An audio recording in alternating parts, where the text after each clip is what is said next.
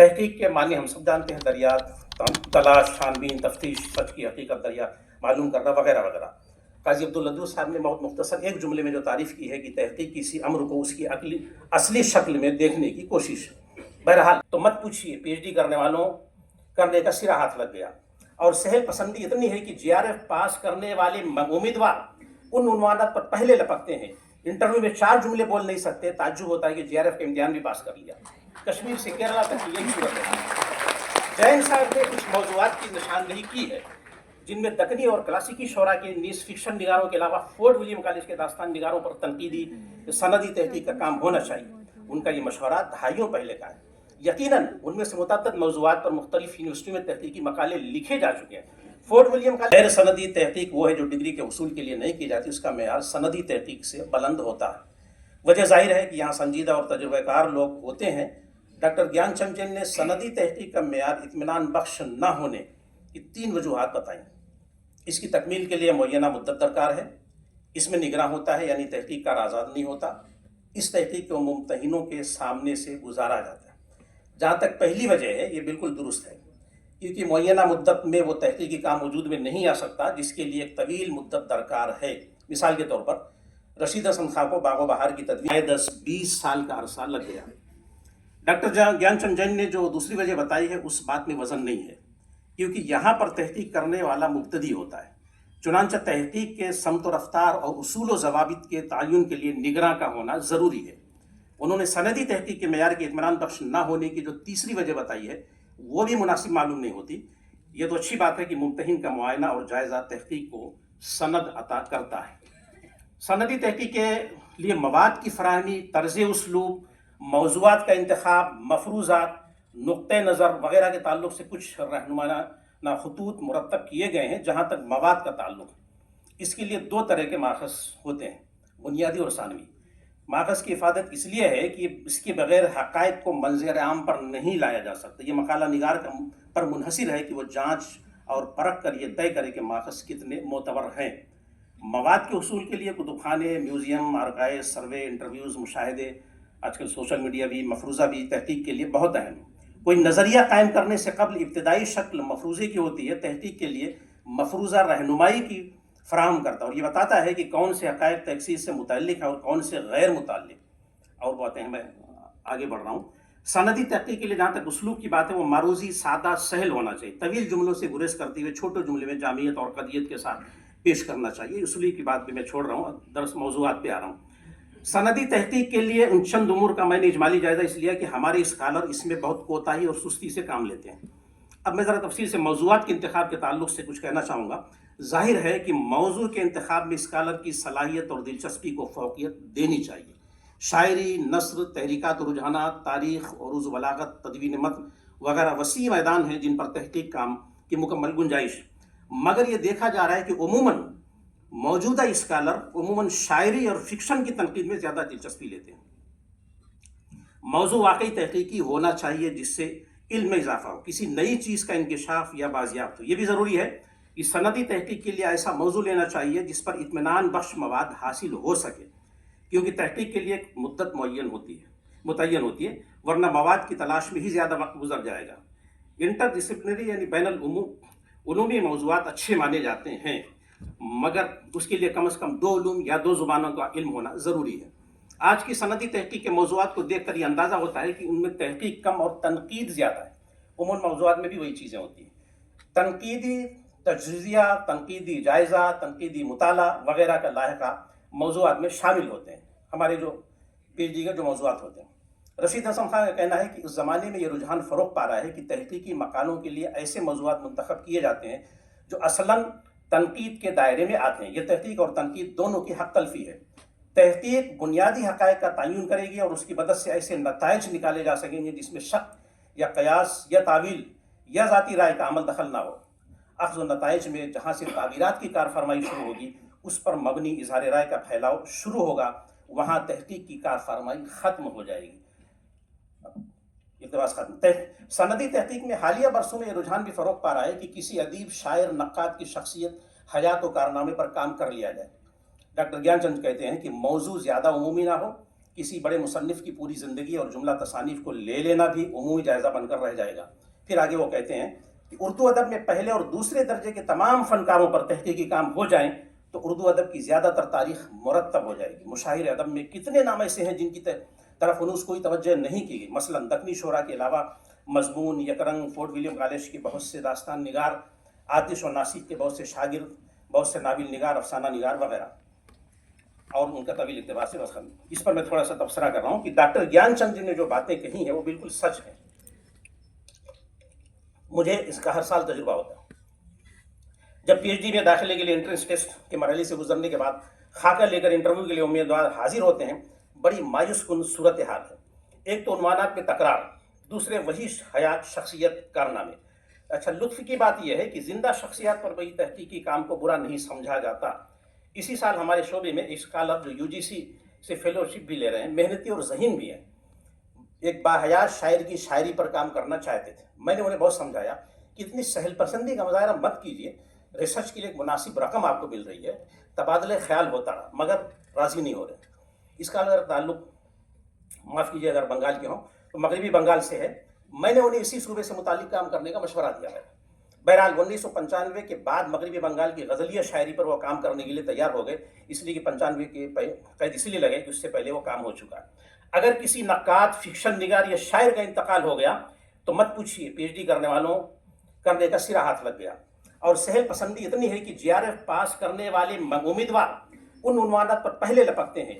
Interview میں 4 جملے بول نہیں سکتے، تعجب ہوتا ہے کہ GRF کا امتحان بھی پاس کر لیا۔ کشمیر سے کیرلا تک یہی صورت ہے۔ جین صاحب نے کچھ موضوعات کی نشاندہی کی ہے جن میں دکنی اور کلاسیکی شعراء کے نیز فکشن نگاروں کے علاوہ فورٹ ولیم کالج کے داستان نگاروں پر تنقیدی سندی تحقیق کا کام ہونا چاہیے۔ ان کا یہ مشورہ دہائیوں پہلے کا ہے۔ یقیناً ان میں سے متعدد موضوعات پر مختلف یونیورسٹیوں میں تحقیقی مقالے لکھے جا چکے ہیں۔ فورٹ ولیم کالج کے داستان نگاروں کا ذکر نکل آیا۔ واقعہ یہ ہے کہ صرف 5 برس کے عرصے میں اس کالج نے تبعیضات اور ترجمہ شدہ داستانوں کا انبار لگا دیا۔ میرامن تو باغ و بہار کی وجہ سے مشہور ہو گئے۔ کاظم علی جمان، خلیل خان اشک، مظہر علی خان ولا، بینی نارائن، حیدر بخش حیدری نے متعدد داستانیں لکھیں یا ترجمہ کی، جن میں کچھ کالج کے زمانے میں شائع ہوئی، کچھ رہ گئیں۔ عبادت وریلی نے بڑا کام کیا کہ coupon ہیگن university, Denmark, British library London وغیرہ سے نکال کر انہیں شائع کیا۔ کئی ہیں جس کے نام میں نے ذکر کیا۔ فورٹ ولیم کالج کے عہد زرنی میں جان گلکسٹ کے عہد میں یہ بڑا کام ہوا۔ بہرحال ابھی بھی متعدد داستانیں اور کتابیں غیر مطبوعہ شکل میں مختلف کتب خانوں اور آرکائیوز میں محفوظ ہیں، جن پر سندی تحقیقی کام ہو سکتا ہے۔ جو نایاب ہیں ان کو تلاش کرنا تو جوئی شیر لانے سے کم نہیں۔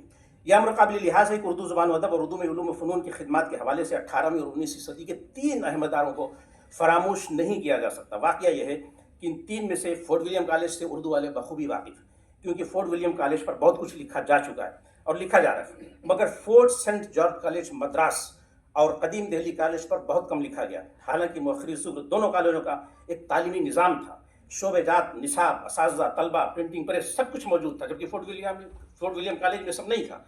لیکن وہاں داستانی ادب تیار ہے جو ہمارے مزاج سے میل کھاتا ہے، جبکہ قدیم دہلی کالج کا مقصد اردو زبان میں مشرقی علوم کے ساتھ ساتھ جدید اور سائنسی علوم کو فروغ دینا تھا۔ بڑی مشکل سے دہلی والے اسے برداشت کرتے رہے۔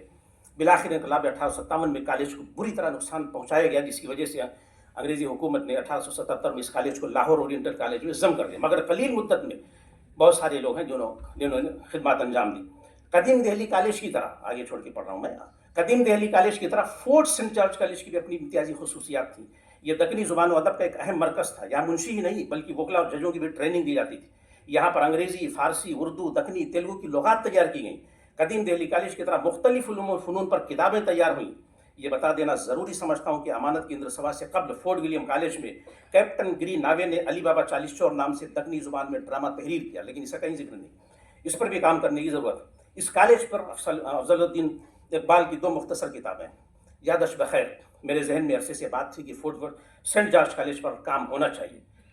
ڈاکٹر شہاب اناق ملک صاحب کئی ریسرچ اسکالروں سے تبادلہ خیال کیا مگر ہمت نہ لا سکے۔ بالآخر ایک اسکالر نے اس چیلنج کو قبول کیا جن کا تعلق شہاب صاحب کے یہاں سے۔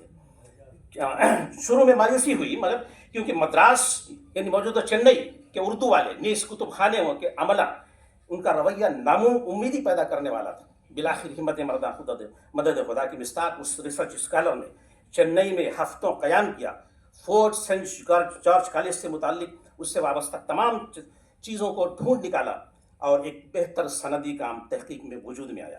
حقیقت یہ ہے کہ اس کالج سے متعلق ابھی بھی بہت کچھ کام ہونا باقی ہے.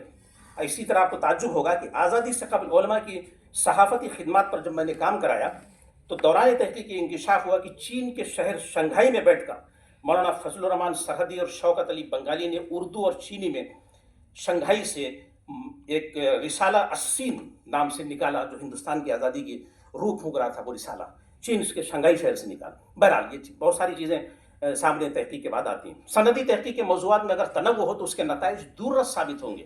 میں یوں ہی نہیں کہہ رہا ہوں، بات 1906 کی ہے، جب مولانا آزاد نیشنل اردو یونیورسٹی میں شعبہ اردو قائم ہوئے. 2 سال ہوئے تھے، ایم فل میں داخلوں کی منظوری مل چکی تھی. ایک طالب علم آندھرا پردیش کے ضلع گنٹور سے آئے. اردو تحریر واجبی تھی. ہمارے ایک بزرگ پروفیسر نے ایک موضوع پر تحقیق کام کرنے کی ہدایت کی. اسکالر نے کچھ لکھ کر تصحیح کے لیے دیا، چونکہ آندھرا پردیش کے تھے، اردو واجبی تھی. پروفیسر موصوف نے جھنجھلاٹ اسے پھینک دیا، انہیں شعبے سے نکال دیا. میں کام نہیں کرا سکتا. قصہ مختصر، میں نے محسوس کیا کہ اسکالر محنتی ہے، دوڑ دھوپ کر سکتے ہیں، مگر ان کے ساتھ وقت دینا پڑے گا. ضلع گنٹور میں اردو تعلیم کی موجودہ صورتحال، یہ عنوان میں نے ان کو دیا. ایک سوالنامہ تیار کر کے انہیں فیلڈ ورک کے لیے بھیجا کہ اول گنٹور کے ڈسٹرکٹ ایجوکیشن آفیسر سے مل کر ان تمام اسکولوں اور کالجوں کی فہرست تیار کیجیے جہاں ذریعہ تعلیم اردو ہے یا اردو ایک مضمون کے طور پر پڑھایا جاتا ہے. سروے کیے. یقین جانیے بڑی محنت اور جانفشانی سے انہوں نے ڈاٹا تیار کیا. طلبہ کی تعداد کتنی ہے، اساتذہ ہیں کہ نہیں، نصاب تیار ہے، کتابیں دستیاب ہیں کہ نہیں. کئی اسکول سامنے جہاں طلبہ ہیں مگر اساتذہ نہیں، اساتذہ ہیں تو طلبہ نہیں. بہرحال ڈیزرٹیشن مکمل ہونے کے بعد اس کی ایک کاپی ڈسٹرکٹ ایجوکیشن آفیسر کو پہنچا دیا. توجہ دلائی. اردو اساتذہ کی خالی اسامیوں کو پر کیا گیا. چنانچہ 1 سال کے اندر ہی نوٹیفیکیشن جاری ہو گیا اور ان اسکالر کا بھی تقرر ہو گیا. تو یہ بڑا ایک مثال اور دینا چاہوں گا. 15 سال قبل حیات جاوید پہ حالی کے تسامحات پر ایم فل کا کام میں نے کرایا. تقریباً 20 جگہ اس کی نشاندہی کی. الگر اس طرح کے سندی تحقیقی کام ہونے چاہیے. سندی تحقیق کی جو موجودہ صورتحال ہے، میں نے اس کا مختصر جائزہ لینے کی کوشش کی ہے. 21ویں صدی کے ربع صدی مکمل ہونے کو ہے. ابھی جو 21ویں صدی کے موضوعات پہ ہی یہ سیمینار ہے پورا. کیا چیلنجز ہیں ان 25 برسوں میں؟ انسانی زندگی کے تمام شعبہ جات، ذہن، فکر، طرز زندگی، معاشرت، معیشت، سیاست، تعلیم، زبان، ادب، غرضے کی سب کچھ بدل گیا ہے. سچ پوچھئے تو ذاک دردے کا نظریہ رد تشکیل، ڈی کنسٹرکشن اب ہر شعبے پر نافذ ہو چکا ہے. صرف لفظ اور معنی کا رشتہ نہیں ختم ہوا بلکہ تمام رشتوں کے خاتمے اور انہدامی کی کارروائی شروع ہو گئی. ذہن منتشر، سر پر خوف و ہراس کا سایہ منڈلاتا ہوا، عدم تحفظ، طاقتور سوشل میڈیا، مصنوعی ذہانت کی آمد، ماحولیاتی تبدیلی وغیرہ نے تحقیق کو جہاں ایک طرف متاثر کیا ہے، وہیں دوسری جانب تحقیق کے لیے نئے موضوعات بھی لے کر آئے. ہماری نئی نسل کی یہ ذمہ داری ہے کہ سندی تحقیق کے ذریعے اپنے علمی و ادبی سرمایے کی حفاظت نیز اس کی عصری معنویت کو اجاگر کریں، تاکہ ساتھ نئے چیلنجز کو قبول کرتے ہوئے اسے بھی تحقیق کا موضوع بنا کر زمانے سے اپنے آپ کو ہم آہنگ کریں.